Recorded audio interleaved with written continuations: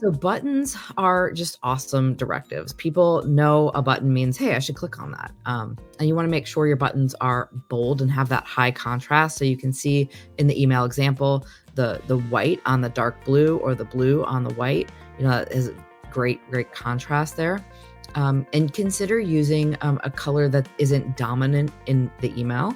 Um, maybe this email is not the best example of that, but like we could have made one of the buttons, a different color there. That would play into that tip. It's always give people more than one way to click your CTA, especially if it's a sale or a promotion.